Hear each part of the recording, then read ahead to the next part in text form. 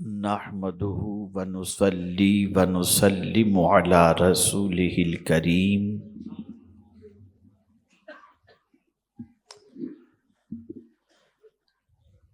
أما بعد فأعوذ بالله من الشيطان الرجيم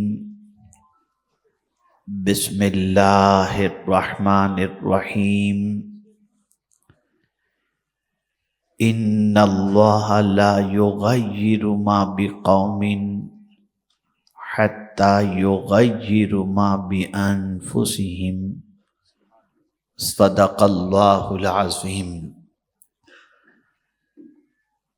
منبر رسول پر جلوہ گر حضرات سادات کرام، علماء ذوی الاحترام، حاضرین و حاضرات و ناظرین سنی اجتماع، السلام علیکم ورحمۃ اللہ وبرکاتہ۔ میرے پیارے آقا صلی اللہ تعالی علیہ وسلم کے پیارے دیوانوں اور خواتین اسلام، آیے کریمہ کے جس حصے کی تلاوت کا میں نے شرف حاصل کیا اس سے متعلق کچھ معروضات پیش کرنے سے پیشتر آقا کریم رؤوف الرحیم علیہ التحیۃ والتسلیم کی بارگاہ بے کس پناہ میں جس طریقے سے میں پڑھاؤں عقیدت و محبت میں ڈوب کر اسی طریقے سے درود و سلام کا نذرانہ پیش کریں۔ الصلاۃ والسلام علیک یا رسول اللہ، الصلاۃ والسلام علیک یا حبیب اللہ، الصلاۃ والسلام علیک یا نبی اللہ، الصلاۃ والسلام علیک یا نور اللہ، وعلی آلک واصحابک یا حبیب اللہ، صلی اللہ تعالی علیہ وسلم۔ میرے پیارے آقا صلی اللہ تعالی علیہ وسلم کے پیارے دیوانوں، ہم اور آپ اس وقت رائچور کی سرزمین پر سنی دعوت اسلامی کے 90 سالانہ سنی اجتماع میں حاضر ہیں۔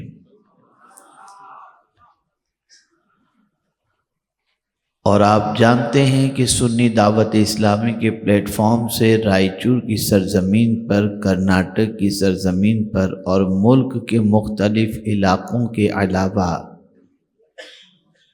بیرون ممالک بھی تشنگان علوم دینیہ کو کس طریقے سے سیراب کیا جاتا ہے اور نوجوان نسلوں کی کس طریقے سے اصلاح کی جاتی ہے۔ آج میں آپ کی سماعتوں کے حوالے آج کی زبوں حالی کے حوالے سے کچھ بات عرض کرنا چاہوں گا۔ پوری دنیا کا مسلمان اس وقت یہ سوچنے پر مجبور ہے کہ کیا ہمارے اسلاف کی ترقی کا دور تھا اور کیا ہمارے زوال کا دور ہے۔ ہمارے اسلاف کہاں تھے اور ہم کہاں ہیں، اور یہ احساس ہر کسی کو نہیں ہے۔ جن کا ضمیر زندہ ہے، جن کے اندر احساس زندہ ہے، انہی مسلمانوں کو یہ احساس ہو رہا ہے کہ ہم زوال کی پگڈنڈی کی طرف بڑھ رہے ہیں اور چل رہے ہیں۔ ورنہ ہماری قوم کا ایک بڑا طبقہ کھانے پینے میں مست ہے، اور کیا گنوایا اس کے بارے میں بھی نہیں جانتے، اور کیا پانا ہے اس کے بارے میں بھی کوئی ان کے پاس پلاننگ نہیں ہے۔ وہ قومیں زمین کے اوپر باوقار زندگی نہیں گزار سکتی جن قوموں کے پاس کوئی مقصد نہ ہو، کوئی ٹارگٹ نہ ہو، کوئی ہدف نہ ہو۔ آج امت مسلمہ کو شرق سے لے کر غرب اور شمال سے لے کر جنوب تک اگر دیکھیں تو اس امت کا سب سے بڑا پلان یہ ہوتا ہے کہاں کھانا، کیسا کھانا، کیا پہننا، کیسا گھر بنانا، کیسی گاڑیاں استعمال کرنا، کہاں گھومنے جانا۔ اس کے علاوہ اس قوم کے پاس کوئی پلان ہے ہی نہیں۔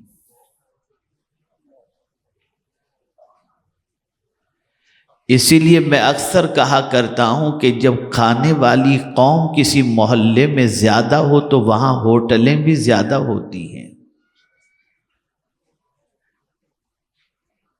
اور شاید ہی میں سمجھتا ہوں کہ چکن اور مٹن کی ویرائٹیز جتنی دنیا میں سب جگہ پائی جاتی ہیں، وہ تنہا مسلم محلے کے اندر ہر قسم کی ویرائٹی آپ کو مل جائے گی۔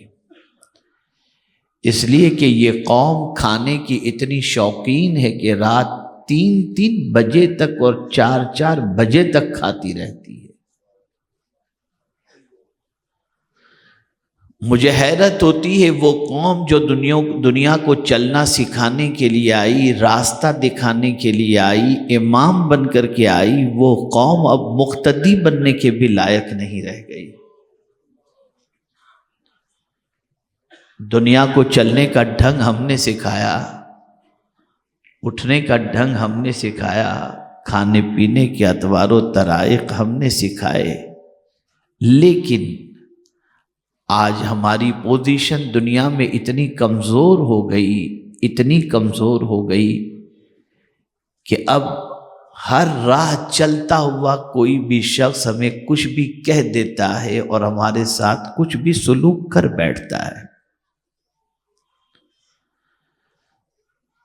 اس سے پہلے شاید کہ میں نے بتایا ہو، آج پھر میں بتا دیتا ہوں تاکہ اپنے اندر جو چیز کی کمی ہے اس کمی کا احساس ہم محسوس کر سکیں اور اس کمی کا ازالہ کر سکیں۔ ایک دیہات کا رہنے والا شخص ایک شہر کے اندر آتا ہے، جب اس شہر میں پہنچتا ہے تو اس شہر کے اندر جیسے یہ اسٹیڈیم ٹائپ کا علاقہ ہے، میدان لگ رہا ہے، یہاں پر باقاعدہ جو ہے وہ بیٹھنے کا معقول انتظام اور سب میچ جس طریقے سے بیٹھ کر گیلری میں دیکھتے ہیں اس طریقے سے پورا سیٹ اپ کیا ہوا ہے۔ تو ایسے ہی کسی علاقے کے اندر فٹ بال کا گیم چل رہا تھا اور دونوں ٹیمیں بال کو لات مار رہی تھی، اور فٹ بال یہ ایسا کھیل ہے کہ اس میں گیند کو، بال کو دونوں ٹیمیں لات مارتی رہتی ہیں، دونوں ٹیمیں۔ دیہات سے آیا ہوا ایک شخص جب یہ منظر دیکھتا ہے، یہ کھیل دیکھتا ہے، تو اسے سمجھ میں نہیں آ رہا تھا کہ یہ کھیل ہے یا کیا ہے، تو اس نے برجستہ ایک بوڑھے چاچا دور بیٹھے ہوئے تھے، ان سے پوچھتا ہے کہ بابا یہ بتائیے یہ بال کا قصور کیا ہے کہ سب لات مار رہے ہیں؟ توجہ چاہوں گا، یہ گیند، یہ بال کا قصور کیا ہے کہ اس کو سب لات مار رہے ہیں؟ انہوں نے جواب دیا، یہ بال اندر سے خالی ہے، اس لیے اس کو سب لات مار رہے ہیں، اگر یہ اندر سے بھرا ہوا ہوتا تو کوئی اسے لات نہ مارتا۔ اے مسلمانوں، اگر تم لوگوں کی لاتوں میں آ رہے ہو تو سمجھ لو کہ اندر سے بالکل خالی ہو چکے ہو۔ جب اندر ایمان پختہ ہو، اللہ پر یقین پختہ ہو، رسول اعظم کی محبت کا چراغ جل رہا ہو، تو پھر دنیا کی کوئی طاقت آنکھ دکھانے کی ہمت نہیں کر سکتی۔ لیکن چونکہ ہم اندر سے بالکل کھوکھلے ہوئے ہیں، ایسے کھوکھلے ہیں کہ مسجد میں جا کر بھی خدا کی تلاش نہیں کر پاتے، مال ہی کی تلاش میں لگے رہتے ہیں، اتنے کھوکھلے۔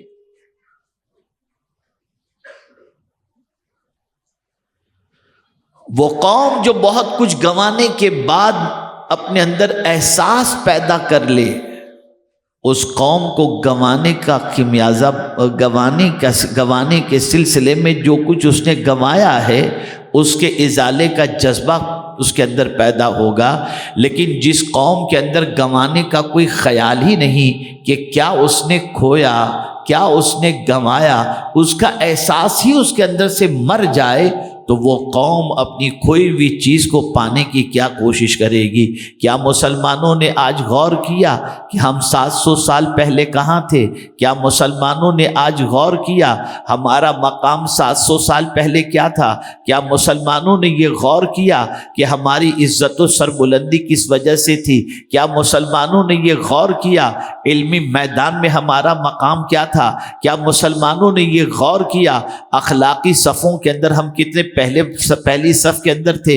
نہیں، مسلمانوں نے کچھ غور کیا ہی نہیں۔ کیا گنوایا ہے مسلمانوں نے، اس کا کوئی احساس ہی نہیں ہے۔ میرے پیارے آقا صلی اللہ علیہ وسلم کے پیارے دیوانوں، اگر احساس مر جاتا ہے تو اس قوم کو زمین پر زندہ رہنے کا باوقار انداز میں کوئی حق نہیں ہے۔ ہم نے ہماری زندگی جانوروں جیسی بنا لی، ہم نے ہماری زندگی بالکل ایسی لاؤبالی پن والی گزار لی کہ ہماری زندگی کا کوئی ہدف نہیں ہے، ہماری زندگی کا کوئی ٹارگٹ نہیں ہے، ہماری زندگی کا کوئی مقصد نہیں ہے۔ وہ کون سی برائیاں ہیں جو ہمارے معاشرے میں پنپتی نظر نہیں آتی، ہمارے نوجوان کے اندر نظر نہیں آتی؟ ہر برائی کے اندر ہمارا مسلمان بھائی ڈوبا ہوا ہے، ہر بے راہ روی کا شکار ہمارا مسلمان نظر آ رہا ہے، غلط راستے کا شکار مسلمان نظر آ رہا ہے۔ مسلمانوں ذرا سوچو تو صحیح، ایمان تمہارے پاس، قرآن تمہارے پاس، اللہ کی وحدانیت کے اقرار کی دولت تمہارے پاس، رسول کی رسالت کے اقرار کی دولت تمہارے پاس، قرآن پر ایمان تمہارے پاس، ختم نبوت پر اقرار تمہارے پاس، یہ سب کچھ تمہارے پاس ہونے کے باوجود آخر وہ کیا چیز ہے کہ کوئی تمہارے سے دوستی کرنا نہیں چاہتا، کوئی تم سے ہاتھ ملانا نہیں چاہتا؟ ہر راہگیر تمہیں آنکھیں دکھاتا ہے، تمہیں کچلنے کی کوشش کرتا ہے، تمہیں مسلنے کی کوشش کرتا ہے، تمہیں مٹانے کی کوشش کرتا ہے، اور تم ہو کہ بالکل اس طریقے سے جو ہے بے فکری کے ساتھ زندگی گزار رہے ہو جس کی کوئی انتہا نہیں۔ آئیے میں آپ کو سمجھاؤں، پہلے آپ یہ سمجھتے چلو کہ اللہ کے رسول صلی اللہ علیہ وسلم نے صحابہ کو، جن کی پوزیشن ایمان قبول کرنے سے پہلے مکہ مکرمہ میں یا عرب کی سرزمین پر ایسی تھی کہ ان کی زندگی کے اندر کوئی صحیح راہ نہیں تھی، وہ بھٹکے ہوئے تھے ایمان کی دولت سے مالا مال ہونے سے پہلے، اللہ کے رسول صلی اللہ علیہ وسلم نے ان کے پیچھے محنت کی، ان کے پیچھے رسول اعظم صلی اللہ علیہ وسلم نے وقت کھپایا، ٹائم کھپایا، قربانی دی، اور پھر انہیں سنوارا، اور ایسا سنوارا، ایسا سنوارا، ایسا سنوارا کہ تاریخ کے اندر کوئی ایسے سنورے انسانوں کی مثال پیش ہی نہیں کر سکتا۔ دنیا کی بڑے سے بڑی یونیورسٹی سائنسداں تو پیدا کر سکتی ہے، لیکن صدیق اکبر کا ثانی پیدا نہیں کر سکتی، فاروق اعظم کا ثانی پیدا نہیں کر سکتی، عثمان غنی کا ثانی پیدا نہیں کر سکتی، مولا علی کا ثانی پیدا نہیں کر سکتی۔ ایسے حضور نے انسان تراشے، اس طریقے کے انسان بنائے، ایسے انسانوں کو تیار کیا پیغمبر رحمت صلی اللہ علیہ وسلم نے، لیکن ہم دیکھتے ہیں اللہ اکبر، ان تراشے ہوئے لوگوں کو دیکھنے کے بعد خدا یاد آ جاتا، ان تراشے ہوئے لوگوں کو دیکھنے کے بعد اعلیٰ قدریں سمجھ میں آتی، ان تراشے ہوئے اللہ عز و جل کے بندوں کو دیکھنے کے بعد زندگی میں تڑپ پیدا ہوتی۔ لیکن آج کی پوزیشن یہ ہے کہ مسلمان کو دیکھ کر کوئی مسلمان اس طریقے کی زندگی گزارنا پسند نہیں کرتا۔ بدلو اپنی سوچ کو، بدلو اپنے افکار و نظریات کو، بدلو اپنے خیالات کو۔ آؤ میں تمہیں ماضی کی سیر کراؤں۔ صحابہ کی جماعت اپنی جماعت ہے، بڑی جماعت ہے، تابعین کی جماعت بڑی جماعت ہے، اولیاء کرام کی جماعت بڑی جماعت ہے، اہل بیت کی جماعت بڑی جماعت ہے۔ لیکن آئیے ماضی قریب کی طرف میں آپ کو لے کر کے چلوں۔ اللہ اکبر، ہمارے ماضی قریب کے عظیم بزرگ حضور حافظ ملت رحمت اللہ تعالی علیہ، اللہ اکبر، ایک ایک لمحے کی قدر کرنے والی ذات کا نام ہے وہ حافظ ملت علیہ رحمہ، جن کے اخلاص سے بھری ہوئی قربانیوں کی بنیاد پر آج وہاں سے نکلنے والے طلبہ آج دنیا میں کہیں بھی پہنچ جائیں، مصباحی لکھا ہوا دیکھنے کے بعد ایوان باطل میں زلزلہ پیدا ہو جاتا ہے کہ یہ وہ مصطفیٰ جان رحمت کا شعر ہے کہ اب آ گیا ہے، اس کے ساتھ علمی مقابلہ مشکل ہو جائے گا۔ آخر حافظ ملت علیہ رحمہ نے کیا کیا تھا؟ توجہ چاہوں گا اگر یہ بات ذہن میں بیٹھ جائے۔ وہ لوگ جو بہت آرام پسند ہیں، وہ لوگ جو اپنی زندگی کو بہت آرام سے گزارنا چاہتے ہیں، لمبی نیندوں کے عادی ہیں اور اپنی جوانی کو سونے میں خرچ کرتے ہیں، اپنی راتوں کو گنواتے ہیں، اپنی زندگی کو گنواتے ہیں، جانتے ہیں حضور حافظ ملت علیہ رحمہ نے کیا فرمایا؟ آرام کرنے والوں کو ایک جملہ عطا فرمایا، پیغام عطا فرمایا، فرمایا زمین کے اوپر آرام حرام ہے۔ توجہ چاہوں گا، زمین کے اوپر آرام حرام ہے، اور جس کو آرام کا شوق ہو وہ قبر میں چلا جائے، وہاں کوئی کام ہے ہی نہیں۔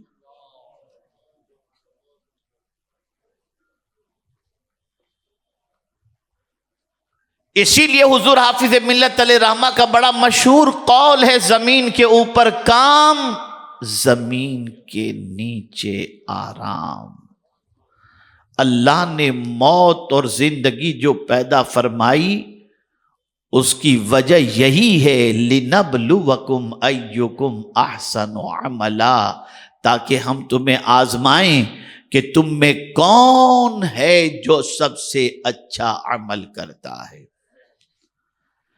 اے رسول اعظم صلی اللہ تعالی علیہ وسلم کے دیوانوں، آج ہماری قوم جس جگہ پر کھڑی ہے یہ اس قوم کے کھڑے ہونے کی جگہ ہے ہی نہیں۔ یہ قوم ہر بلند جگہ پر ہونی چاہیے تھی، یہ قوم ہر کامیابی کی کرسی پر بیٹھی ہوئی ہونی چاہیے تھی، یہ قوم ترقی میں سب سے آگے نظر آنی چاہیے تھی، یہ قوم علم کے اندر سب سے آگے نظر آنی چاہیے تھی، یہ قوم اخلاق میں سب سے آگے نظر آنی چاہیے تھی، یہ قوم سب سے زیادہ تجارت میں آگے نظر آنی چاہیے تھی، لیکن یہ قوم آج سب سے زیادہ پیچھے ہو گئی۔ اب میں آپ کو سمجھاتا ہوا چلوں کہ ہمارے پیچھے رہنے کی وجہ کیا ہے، ہمارے زوال کی وجہ کیا ہے، ہماری تباہی کی وجہ کیا ہے، ہماری بربادی کی وجہ کیا ہے۔ وہ کیا چیز اللہ والوں کے پاس تھی اور اسلاف کے پاس تھی جس کی وجہ سے وہ کامیاب تھے، اور ہمارے پاس وہ کون سی چیز نہیں ہے جس کی وجہ سے ہم پریشان ہیں اور پشیمان ہیں۔ تو آئیے میں آپ کو بتاؤں، میرے پیارے آقا صلی اللہ تعالی علیہ وسلم کے پیارے دیوانوں، پہلی چیز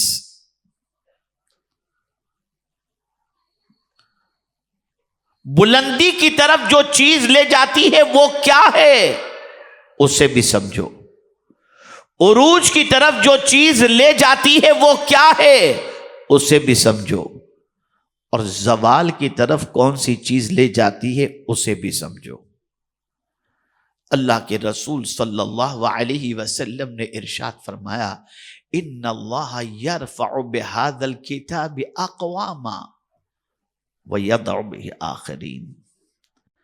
او کما قال۔ اللہ کے رسول صلی اللہ علیہ وسلم ارشاد فرماتے ہیں یہ کتاب یعنی قرآن یہ ایک قوم کو بلندی کی طرف لے کر کے جائے گی۔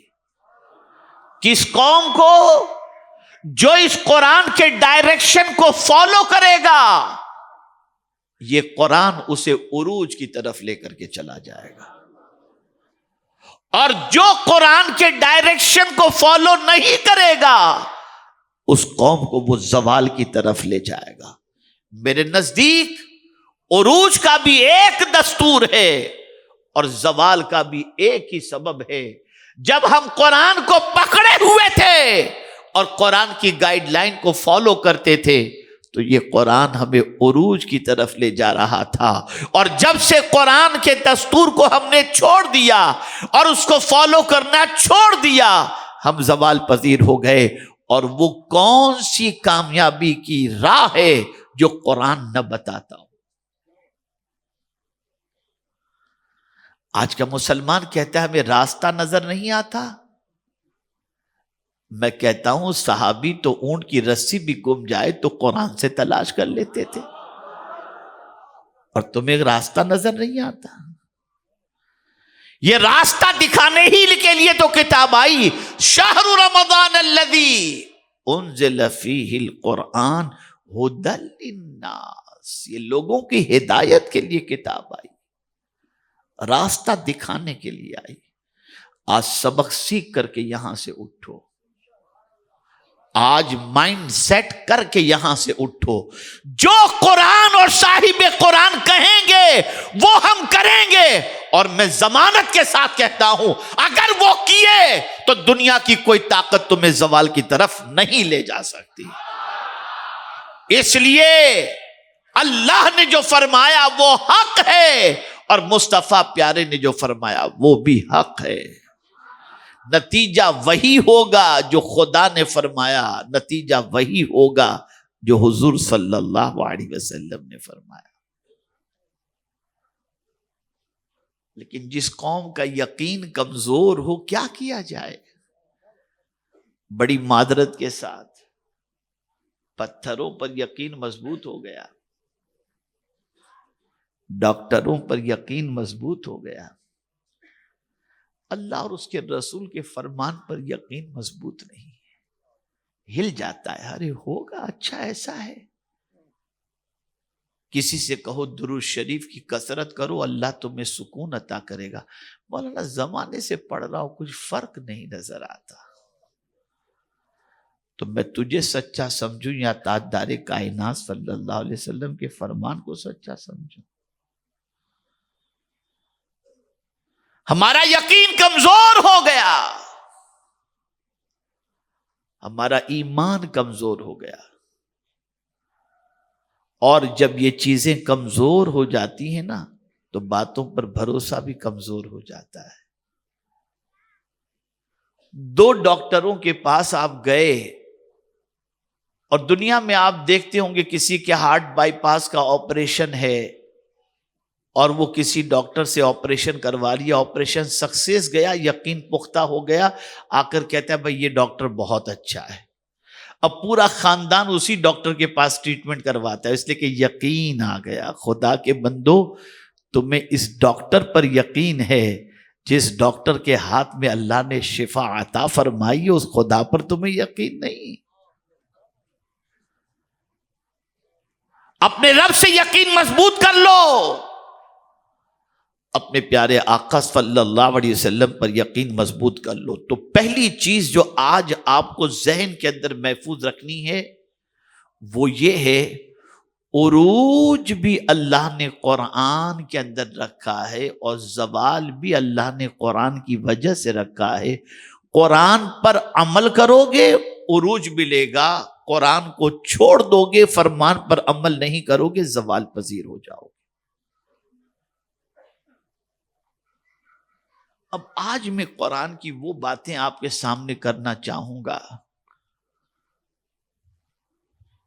اور میں آپ کے ضمیر کو تھوڑا سا جگانا چاہوں گا۔ اور چاہوں گا کہ ہمارے نوجوان فٹ پاتھیے بننے کی بجائے، روڈ پتی بننے کی بجائے کچھ اچھے مسلمان بن جائیں. اور میں اسے قرآن سے سمجھاؤں گا، اگر آپ نے قرآن کے اس ڈائریکشن کو فالو کر لیا تو آپ کی آئیڈینٹی ایک الگ ٹائپ کی ہوگی، اور پھر رب قدیر جل جلالہ کامیابی آپ کے قدموں سے باندھ دے گا انشاءاللہ العزیز. ہماری قوم کی سچویشن دیکھیں، رات 2 بجے کسی مسلم محلے سے گزرے تو 5-6 نوجوان تو بائک پر آپ کو ملیں گے، یا اوٹے پر گیم کھیلتے ہوئے بیٹھے ہوئے بھنکس کرتے ہوئے ملیں گے. یہ آپ کو نظر آئے گا. غیر ضروری کاموں میں مصروف رہنے والے بھی رات کو 4 بجے آپ کو آن لائن ملیں گے.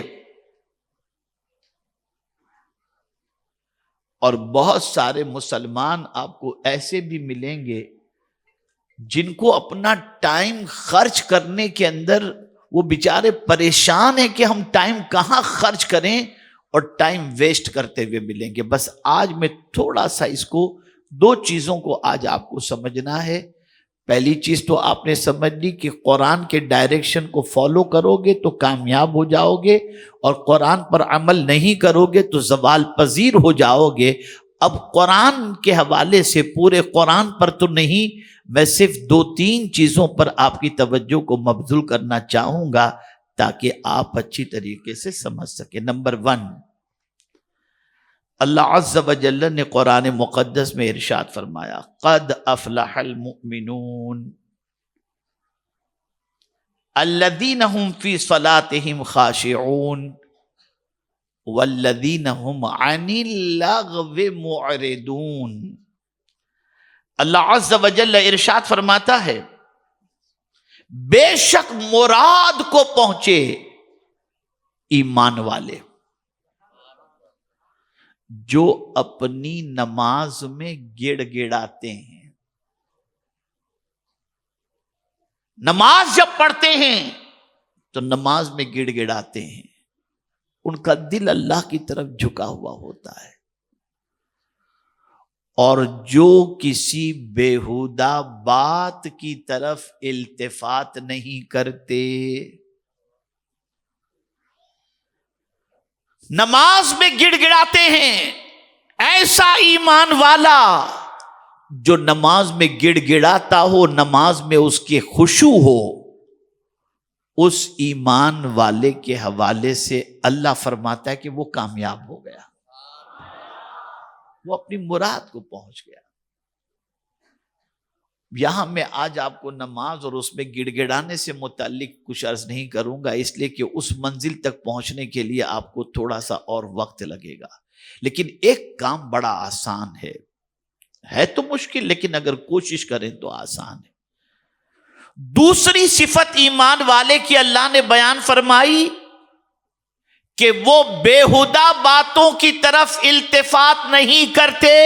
جو بےہودہ باتوں سے رک گیا ایمان والا، اللہ اسے کامیابی عطا کر دیتا ہے بےہودہ باتوں سے. اب تھوڑا سا سمجھیے کہ یہ جو قرآن میں کہا والذین هم عن اللغو معرضون، جو کسی بےہودہ بات کی طرف التفات نہیں کرتے، تو یہ بےہودہ بات ہے کیا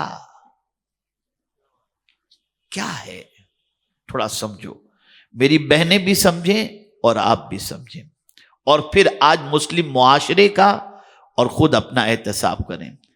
علامہ احمد صاوی رحمت اللہ تعالی علیہ فرماتے ہیں، غور سے سنیے گا، لغو سے مراد یعنی بےہودہ، لغو سے مراد ہر وہ قول، فعل اور ناپسندیدہ یا مباح کام ہے جس کا مسلمان کو دینی یا دنیاوی کوئی بھی فائدہ نہ ہو. ایسا کام جس کا نہ کوئی دینی فائدہ ہے اور نہ کوئی دنیاوی فائدہ ہے، اگر کوئی مسلمان یہ کام کرتا ہے تو گویا یہ بےہودہ کام کر رہا ہے، اس کو کبھی کامیابی نہیں مل سکتی. کامیابی اسے ملے گی جو یہ بےہودہ کام چھوڑ دے. جس کام کا کوئی دنیاوی فائدہ بھی نہ ہو اور دینی فائدہ بھی نہ ہو، ایسے کام سے مسلمان اپنے تعلق کو توڑ دے۔ اسی طریقے سے مسخری، بیہودہ گفتگو، کھیل کود، فضول کاموں میں وقت ضائع کرنا، شہوات پوری کرنے میں ہی لگے رہنا وغیرہ، وہ تمام کام جن سے اللہ نے منع فرمایا ہے۔ خلاصہ یہ ہے کہ مسلمان کو اپنی آخرت کی بہتری کے لیے نیک اعمال کرنے میں مصروف رہنا چاہیے، یا وہ اپنی زندگی بسر کرنے کے لیے بقدر ضرورت حلال مال کمانے کی کوشش کرے۔ اب یہاں میں آپ سے پوچھتا ہوں، میں تو فلائٹ میں سفر کرتا ہوں، اللہ کے فضل سے اس کے دین کے صدقے میں آنا جانا لگا رہتا ہے، ٹرین میں، ایئرپورٹ پر، جہاں کہیں میں لوگوں کو دیکھتا ہوں تو موبائل میں گیم ہی کھیلتے رہتے ہیں، اور گھر پر بھی گیم اتنا کھیلتے ہیں کہ گھنٹوں گزار لیتے ہیں۔ اس قوم کو اللہ کہاں سے کامیابی عطا فرمائے گا؟ قرآن نے منع کیا ہے، اس سے روکا ہے قرآن نے۔ اس وقت تک ایمان والے کو اللہ کامیابی عطا نہیں فرمائے گا جب تک کہ یہ بیہودہ بات سے نہ روکے۔ ارے نادان، تجھے قرآن کی ایک آیت پڑھنے کا ٹائم نہیں اور گھنٹوں تو کو گیم کھیلنے کے اندر اپنا وقت گزارتا ہے۔ یہ وقت کیا تمہارا اپنا ہے؟ اللہ کی امانت ہے، اللہ کی امانت ہے۔ اللہ ان اوقات کے بارے میں قیامت کے دن سوال پوچھے گا۔ میں آپ کو بتاؤں، میرے پیارے آقا صلی اللہ تعالی علیہ وسلم کے پیارے دیوانوں، یاد رکھیں اور اچھی طریقے سے یاد رکھیں، اللہ والوں کی پوزیشن یہ ہوتی کہ وہ تھوڑا سا وقت بھی اپنا فضول ضائع ہونے نہیں دیتے تھے۔ میں آپ کو بتاؤں، ایک بزرگ تھے،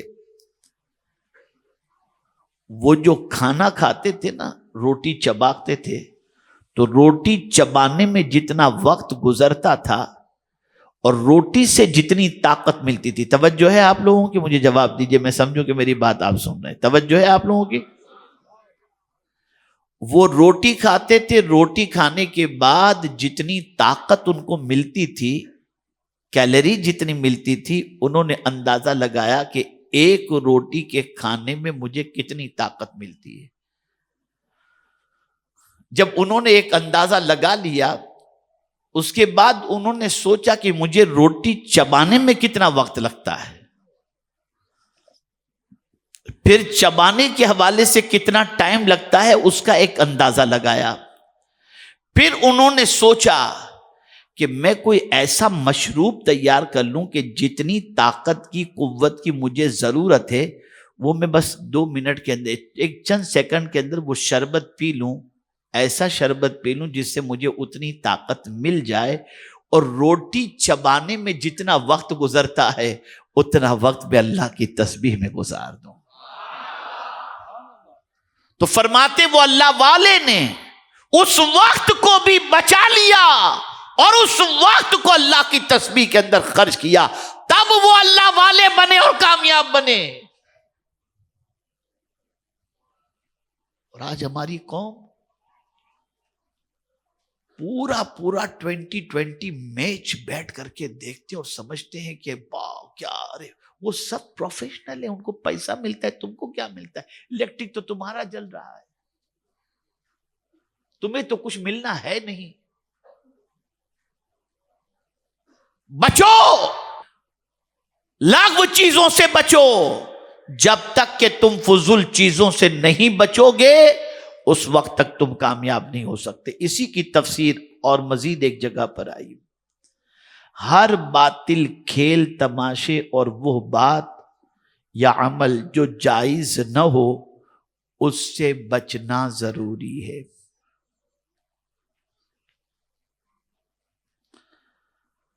حضور صلی اللہ علیہ وسلم اور آپ کے ساتھ آپ کے صحابہ کرام جو آپ پر ایمان لائے اور آپ کی پیروی کی اور آپ کی تصدیق کی، ان کا عالم کیا تھا معلوم ہے؟ اب یہ تفسیر طبری کے اندر ہے۔ ان کا عالم کیا تھا جانتے ہیں آپ؟ وہ اگر کسی بیہودہ کام کہیں ہو رہا تھا یا ہو رہا ہے، وہاں سے گزرتے تو منہ موڑ لیتے تھے، اس طرف دیکھتے بھی نہیں تھے، منہ موڑ کے چلے جاتے تھے کہ یہ کیا بیہودہ کام ہو رہا ہے۔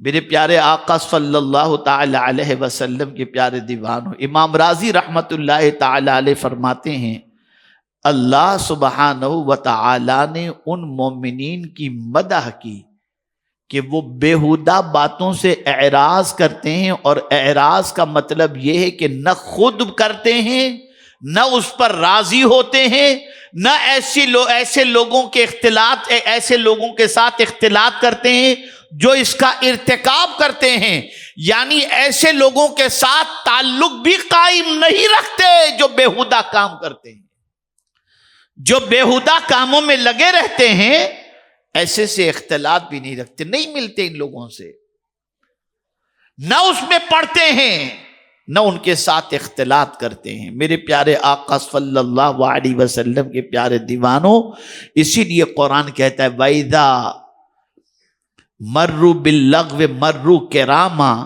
کہ جب وہ کسی بیہودہ بات کے پاس سے گزرتے تو اپنی عزت سنبھالتے ہوئے گزر جاتے۔ اب آئیے میں تھوڑا سا یہاں اس کو اور سمجھا دوں۔ کیا شادیوں کے اندر خرافات بیہودہ چیز نہیں ہے؟ کیا غلط رسمیں بیہودہ چیز نہیں ہے؟ آپ مجھے بتاؤ، اس کے علاوہ یہ کیرم کلب کھولنا، یہ رات بھر ناچ گانے باجے تماشے میں مصروف رہنا، یہ جو ہے آن لائن گیم کھیلنا، یہ پب جی کھیلنا اور ان ساری چیزوں کے اندر گرفتار ہو جانا، کیا یہ بیہودہ چیز نہیں ہے؟ میرے پیارے آقا صلی اللہ تعالی علیہ وسلم کے پیارے دیوانوں، اللہ اس قوم کو کامیابی نہیں عطا کرتا جو قوم بیہودہ کاموں کی مرتکب ہو، اللہ تو ان قوموں کو کامیابی عطا کرتا ہے جو اپنے ایک ایک منٹ کا استعمال صحیح طور پر کر رہا ہو۔ مزید سماعت فرمائیں۔ لغو سے مراد ہر وہ قول اور فعل ہے جو فضول اور بے فائدہ ہو۔ اب یہاں بڑی پیاری بات ایک مفسر نے فرمائی، مومن کا تو ہر لمحہ بڑا قیمتی ہے، مومن کا تو ہر لمحہ بڑا قیمتی ہے، اس کے کاندھوں پر تو ذمہ داریوں کا بارے گراں ہے، اس کو فرصت ہی کہاں کہ وہ بیکار اور فضول کاموں میں شرکت کرے۔ کیا ذمہ داری ہے آپ کے کاندھے پر؟ کیا ذمہ داری ہے میرے کاندھے پر؟ ہماری ذمہ داری سب سے بڑی یہ ہے کہ ہماری پستی کی طرف جانے والی قوموں کو عروج کی طرف لے جانے کے لیے جد و جہد کرنا، انہیں علم کے زیور سے آراستہ کرنا، پریشان حالوں کی مدد کرنا، مصیبت زدوں کا خیال کرنا، جاہلوں کے لیے علم کا انتظام کرنا، تگو دو کرنا، بھوکوں کے لیے تگو دو کرنا، پریشان حالوں کے لیے محنت و مشقت کرنا۔ میرے پیارے آقا صلی اللہ علیہ وسلم کے پیارے دیوانوں، ذرا کبھی آپ نے سوچنے کی یہ کوشش کی، ہماری ہی قوم کی عورتیں ہوتی ہیں جو برقع پہن کر کے، برقع پہننے کے بعد جو ہے وہ سگنل پر بھیک مانگتی نظر آتی ہیں، بہت ساری بچیاں جہیز کی بنیاد پر وہ شادی کی زندگی سے محروم اور اس کی خوشیوں سے محروم نظر آتی ہیں، ہمارے بہت سارے بچے ایسے ہیں جو ڈراپ آؤٹ لے لیتے ہیں فیس نہ دینے کی صلاحیت کی بنیاد پر، بہت سارے بچے ایسے ہیں جن کی پوزیشن یہ ہے کہ ان کو جاب نہیں ملتی۔ ہماری قوم کا جب حال اس طریقے کا بکھرا ہوا ہو تو ایک مومن کے کاندھے پر کتنی بڑی ذمہ داری ہے، اور ایسی ذمہ داریوں کے ہوتے ہوئے مومن اگر فضول کاموں میں اپنا وقت خرچ کرے تو بتاؤ اللہ عز و جل کو قیامت میں کیا جواب دے گا۔ اسی لیے حضور صلی اللہ علیہ وسلم سے صحابہ نے پوچھا، یا رسول اللہ صلی اللہ تعالی علیہ وسلم، کون سا مسلمان سب سے افضل؟ تو میرے آقا صلی اللہ علیہ وسلم نے ارشاد فرمایا، جس کی عمر لمبی ہو اور دامن میں نیکیوں کا خزانہ موجود ہو۔ اب ہم دیکھیں، اگر 40 45 50 کے آپ ہو گئے ہیں تو آپ کی اتنی عمر کے اندر نیکیوں کا خزانہ آپ نے کتنا جمع کیا، اور آپ دیکھیں کہ آپ کا وقت کتنا ضائع کیا۔ میرے پیارے آقا صلی اللہ علیہ وسلم کے پیارے دیوانوں، ایک وقت تھا کہ کوئی مسلمان صرف اپنا ہی نہیں سوچتا تھا، اپنے مسلمان بھائی کے بارے میں سوچتا، مسلمان فیملی کے بارے میں سوچتا، مسلمان بچیوں کے بارے میں سوچتا، مسلمان خاندان کے بارے میں سوچتا۔ آج تو مسلمان کی پوزیشن ایسی ہے کہ نفسی نفسی میں اتنا ڈوب چکا ہے کہ کسی کے بارے میں سوچنے کے لیے تیار نہیں۔ اللہ اکبر۔ حضرت عبداللہ ابن عباس رضی اللہ تعالی عنہما مسجد نبوی شریف میں ماہ رمضان المبارک میں اعتکاف کے اندر بیٹھے ہوئے تھے۔ اللہ اکبر، عظیم اعتکاف، ماہ رمضان کا آخری 10 دنوں کا اعتکاف، مسجد نبوی شریف میں بیٹھے ہیں۔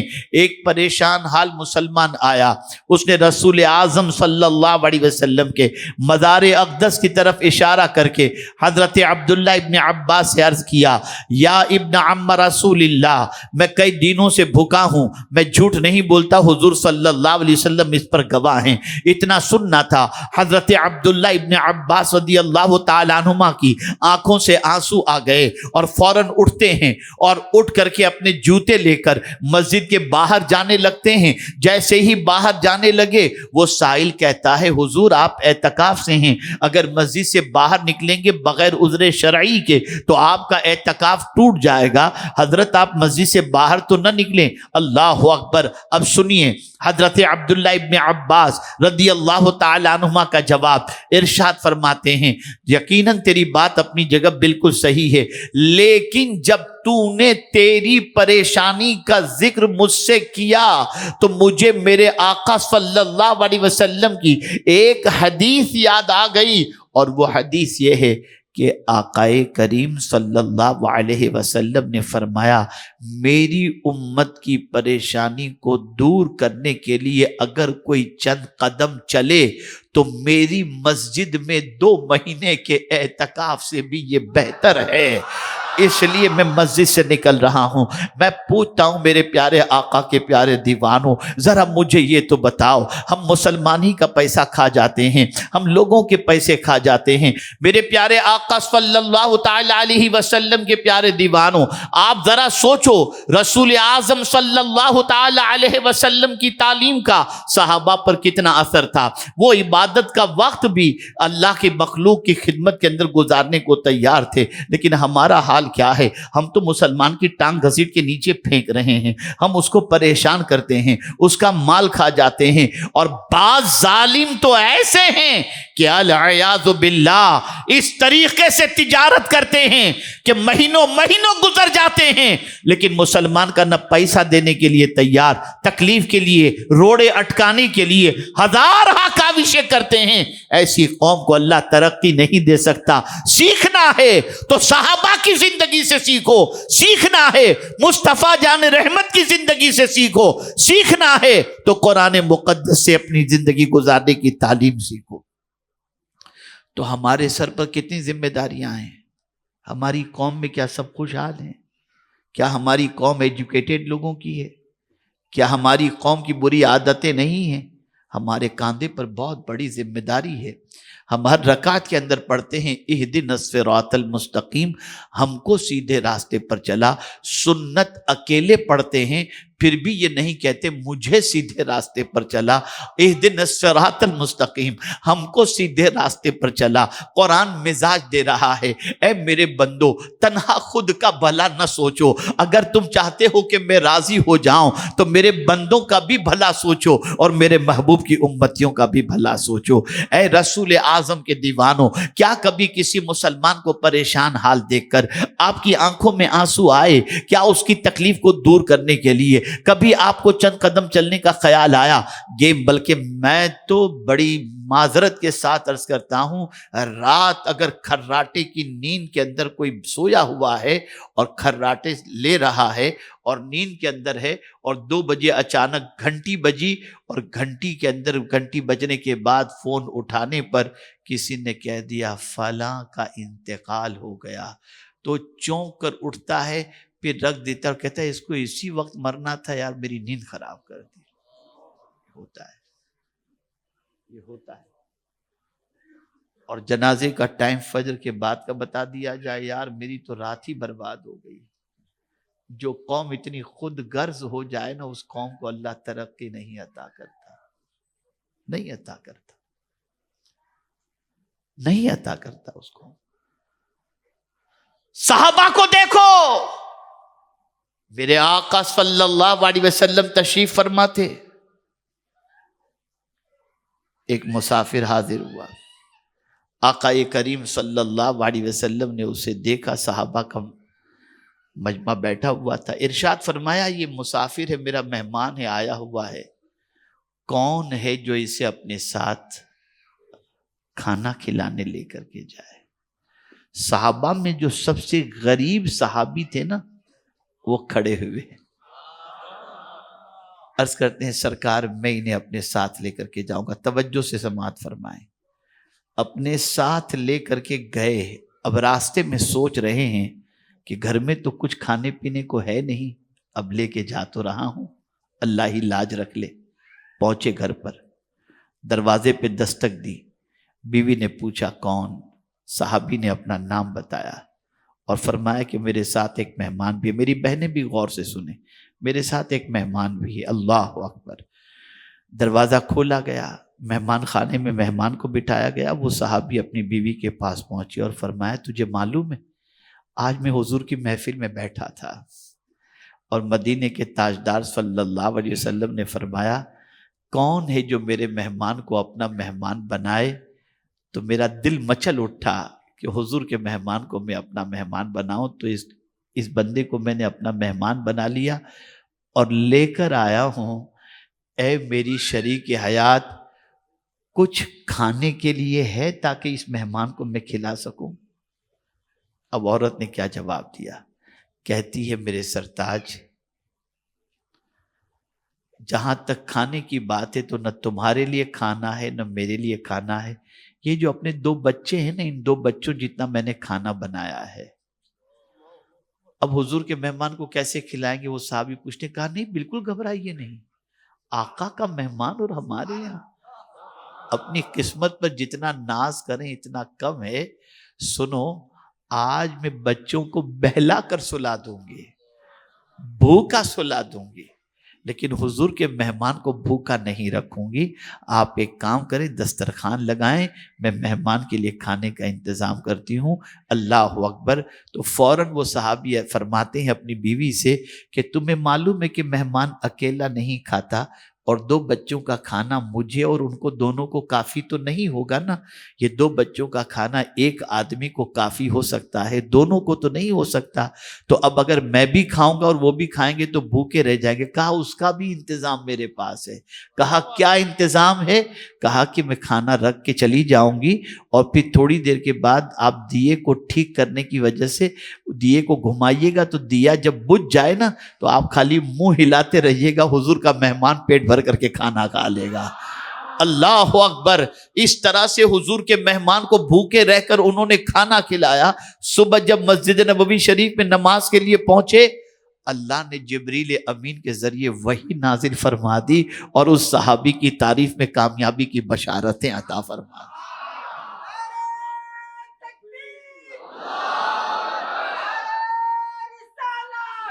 آپ ذرا سوچو، آپ ذرا سوچو اور اندازہ لگاؤ، حضور صلی اللہ علیہ وسلم نے کس طریقے سے اپنے صحابہ کی تربیت فرمائی تھی۔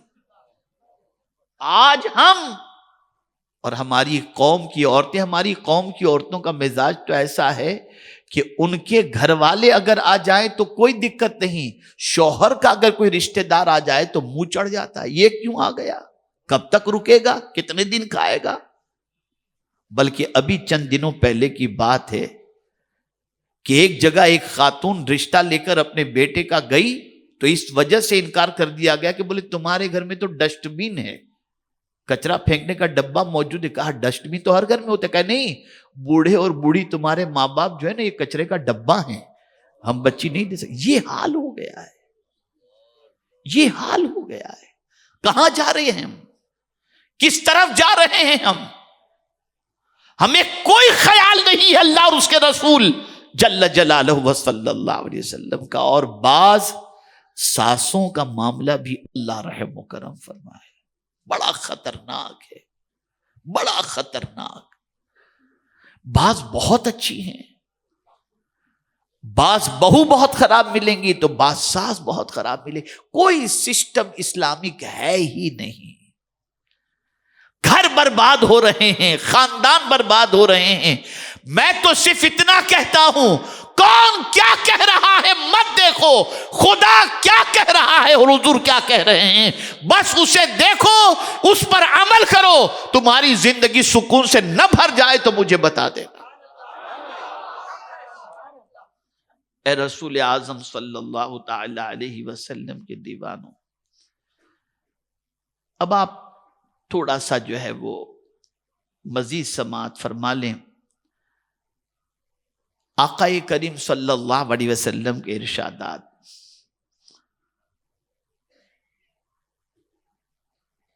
میرے پیارے آقا صلی اللہ علیہ وسلم جو کہ پیارے دیوانوں، جو شخص اللہ اور قیامت کے دن پر ایمان رکھتا ہے، وہ ایسے دسترخوان پر نہیں بیٹھتا جہاں شراب رکھی ہو.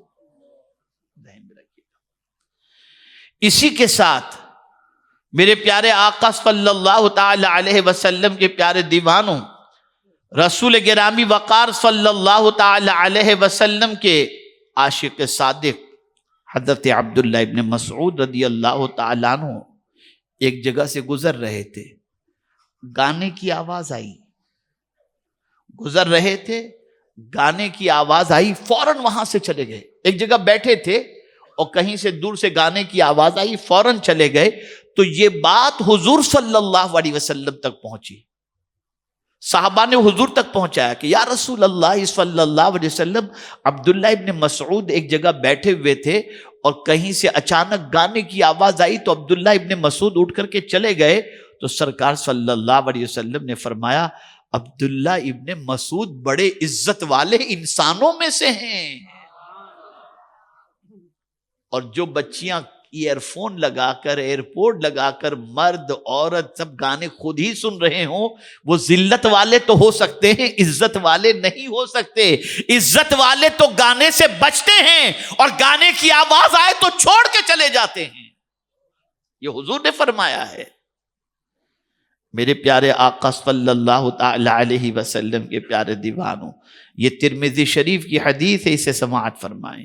حضرت ابو ہریرہ رضی اللہ تعالیٰ عنہ کہتے ہیں کہ رسول اعظم صلی اللہ علیہ وسلم نے فرمایا، کسی شخص کے اسلام کی خوبی یہ ہے، اسلام کی خوبی یعنی کوئی شخص مسلمان ہے تو اس کے اندر جو اسلام موجود ہے، اس کی خوبی اگر دیکھنا ہے تو اس کی خوبی یہ ہے، وہ لا یعنی اور فضل باتوں کو چھوڑ دے. کبھی بھی فضل کاموں میں کسی مسلمان کو آدمی دیکھے ہی نہیں. یہ حضور فرماتے ہیں اور اسے اسلام کا حسن فرماتے ہیں.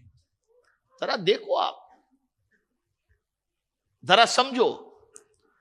اگر آج کے اس اجتماع میں 2-4 بندے بھی فضل کام چھوڑ دیے تو میں سمجھتا ہوں کہ آج کا اجتماع کامیاب ہے. اے نوجوانوں، تمہارے کاندھوں پر بہت بڑی ذمہ داری ہے. اگر تم پڑھے لکھے نہیں ہو تو علم حاصل کرو، بے عمل ہو تو عمل کے میدان میں قدم رکھو، گناہوں میں ڈوبے ہوئے ہو تو توبہ کر لو، اپنے آپ کو سنوارو. میرے پیارے آقا صلی اللہ تعالی علیہ وسلم کے پیارے دیوانوں، اسی طریقے سے حضرت ابو امامہ رضی اللہ تعالی عنہ حضور صلی اللہ علیہ وسلم سے نقل کرتے ہیں کہ آقا کریم صلی اللہ علیہ وسلم نے فرمایا، شرم و حیا اور زبان کو قابو میں رکھنا ایمان کی 2 شاخیں ہیں، جبکہ فحش گوئی اور لا حاصل بکواس نفاق کی 2 شاخیں ہیں. یعنی منافق جو ہوتا ہے وہ لا یعنی باتوں کے اندر مصروف رہتا ہے، اور مومن جو ہوتا ہے وہ اپنی زبان کی حفاظت کرتا ہے. حضور فرماتے، جس نے اپنی زبان کی حفاظت کا ذمہ لیا اور شرمگاہ کی حفاظت کا ذمہ لیا، حضور فرماتے میں اس کی شفاعت کا ذمہ لیتا ہوں. میں اس کی شفاعت کروں۔ اب یہاں ایک حدیث آپ کی سماعتوں کے حوالے کر کے میں گفتگو کو اختتام کی طرف لے جاتا ہوں۔ قیامت کے دن بندہ اپنی جگہ سے ہل نہ سکے گا جب تک کہ 5 سوالوں کا جواب نہ دے دے۔ پہلا سوال ہوگا عن عمرہ فیما افنا، میرے بندے بتا تو نے اپنی زندگی کس کام میں گزاری؟ پوچھا جائے گا۔ کھیلنے والوں، ٹائم پاس کرنے والوں، فضول کاموں میں وقت خرچ کرنے والوں، قیامت میں اللہ پوچھے گا بندہ تو نے کس کام میں اپنی عمر کو گزاری؟ آپ مجھے بتاؤ کیا جواب دیں گے ہم؟ پھر پوچھا جائے گا جوانی کس کام کے اندر گزاری؟ اے رسول اعظم صلی اللہ علیہ وسلم کے دیوانوں، جوانی اس لیے نہیں کہ گناہوں میں خرچ کرو، ذرا تاریخ اٹھا کر کے دیکھو جوان کس طریقے سے، حدیث مبارکہ میں ہے کل بروز قیامت اللہ عز و جل عرش کے سائے میں چند خوش نصیبوں کو جگہ دے گا، ان میں سے ایک خوش نصیب وہ بھی ہوگا جس نے اپنی جوانی عبادت میں گزاری ہوگی۔